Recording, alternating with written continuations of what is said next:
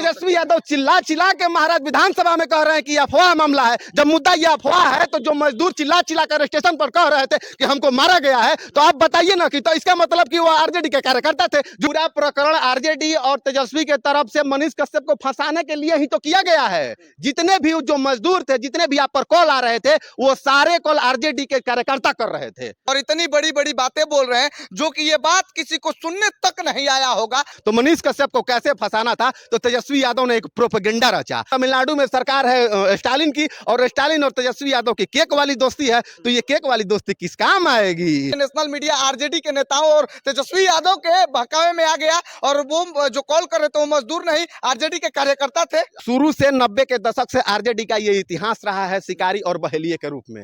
ऐसे ही पता चल गया कि ये तो आरजेडी की सोची समझी साजिश है, तुरंत जाल में से सभी लोग नीचे से निकले और फुर्र से भाग गए। अब बताइए, सबसे बड़ा उदाहरण आपको पप्पू यादव का बता रहे हैं। हमारे बबुआ तेजस्वी का ये काम किया धरा है, तो तुरंत जाल में से निकल के घुड़की मार के फुर्र से न भाग गए। अब भागने के बाद वो पलटवार किस पर किए, तो मनीष कश्यप पर किए। बिहार के ऊपर कलंक किसने लगाया कि बिहार का मुख्यमंत्री अंगूठा छाप भी हो सकता है। ये पूरे देश और पूरे बिहार को पता है कि बिहार में 9वीं फेल भी उप मुख्यमंत्री बन सकता है।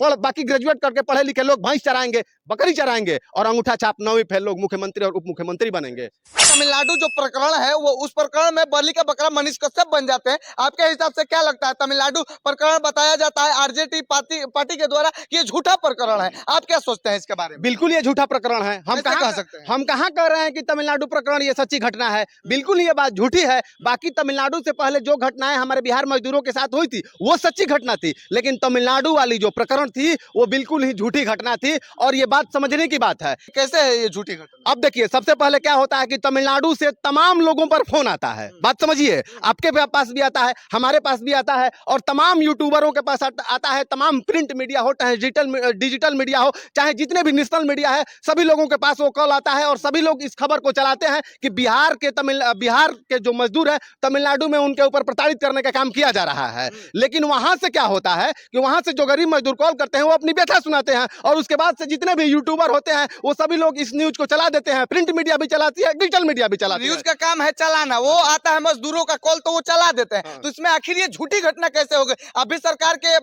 वजह से और सरकार के डर से तो नहीं ये बात बोल रहे हैं ना? अब देखिए, अब बात यही सबसे आपने जो पॉइंट रखा है, सवाल रखा है, बिल्कुल अहम सवाल रखा है कि सरकार की वजह से हम डर नहीं रहे हैं। इसमें बिल्कुल ही तेजस्वी यादव के द्वारा सोची समझी कराई गई एक साजिश घटना है। कैसे कह सकते हैं कि तेजस्वी यादव या आरजेडी पार्टी के नेताओं के द्वारा सोची समझी साजिश किया गया है? कैसे कह सकते हैं? जब सबसे पहले इसमें आरजेडी के द्वारा आरोप लगाया जाता है भाजपा पर, और उसके बाद जब ये मामला तूल पकड़ता है तो इसको अफवाह बना दिया जाता है। अब समझिए ना, बिहार में सबसे पहले मनीष कश्यप को फंसाने के लिए दो बार जो घटना हुई, एक छपरा वाली घटना हुई, एक कटिहार वाली घटना हुई, जो दोनों ही ये जातीय रंग की घटना थी। वो घटना तो आपसी विवाद में हुआ, तो ये आप कैसे कह सकते हैं कि मनीष कश्यप को फंसाने के लिए किया जा रहा है? सुनिए, छपरा वाले मैटर में भी 50-60 यूट्यूबरों पर एफआईआर किया गया। कटिहार वाले मैटर में भी 2, 4, 5 या 10 यूट्यूबरों पर एफआईआर किया गया, लेकिन उसमें मनीष कश्यप चूंकि ये जातीय रंग था तो उसमें जाकर के ये कूदे नहीं, ये कुछ बोले नहीं। लेकिन तेजस्वी यादव को ये भली भांति पता था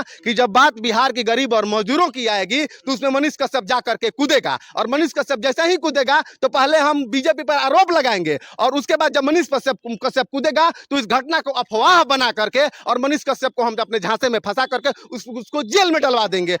ये आपके कहे अनुसार मतलब ये सिद्ध होता है कि वो घटना झूठा हो या सच्चा हो, लेकिन वो सोची समझी साजिश आरजेडी के द्वारा मनीष कश्यप को फंसाने के लिए किया जा रहा था। ये बात है आपके कहे अनुसार।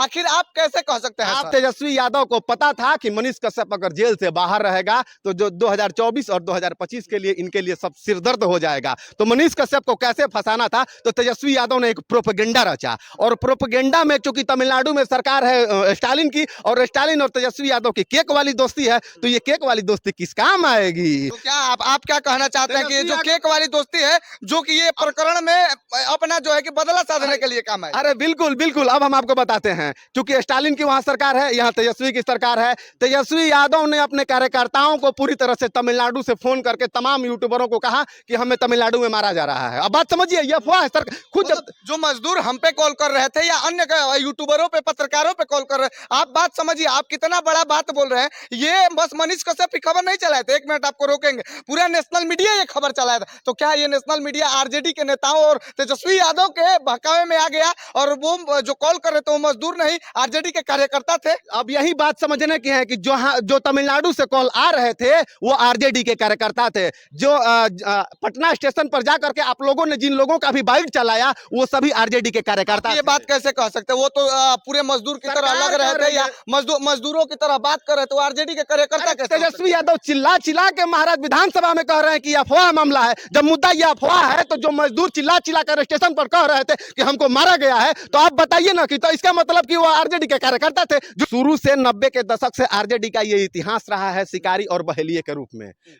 जब बिहार में लालू प्रसाद यादव जी आते हैं तो बहेलिये के रूप में पूरे बिहार में जाल बिछा देते हैं। और जब अब हम लोग छोटे छोटे थे तो एक कविता पढ़ा करते थे, एक छोटी सी कविता थी कि शिकारी आएगा, जाल बिछाएगा, दाना डालेगा और लोभ से फंसना नहीं। और यही काम तेजस्वी यादव भी किए और यही काम उनके जो पिताजी हैं लालू प्रसाद यादव महोदय जी, वो भी यही काम किए। इससे पहले आनंद मोहन को भी वो एक बार फंसा चुके हैं। आपको भी पता है कि नहीं पता है? मुजफ्फरपुर वाली आईएएस कांड, आनंद मोहन, जिसमें आनंद मोहन अभी तक जेल की सलाखों के पीछे जेल में चक्की पीस तो रहे हैं। बिल्कुल आनंद मोहन की तरह मनीष कश्यप को भी जेल में चक्की पिसवाने के लिए तेजस्वी यादव ने ये भंवर जाल बिछा करके उनको फंसा दिया। आप कहना चाहते हैं कि वो मनीष कश्यप कितनी ही चालाकी से या अपनी जो है कि निडरता से गरीबों के लिए आवाज उठाता था, वो मनीष कश्यप ये तेजस्वी यादव और आरजेडी के इस चाल को नहीं समझ पाया? इसमें सिर्फ मनीष कश्यप ही नहीं, इसमें आप बिहार की तमाम वो जनता, और इसमें चाहे पप्पू यादव हो, चाहे लोजपा रामविलास के चिराग पासवान हो, चाहे इस देश पर राज कर रही अभी वर्तमान की मौजूदा सरकार भाजपा हो,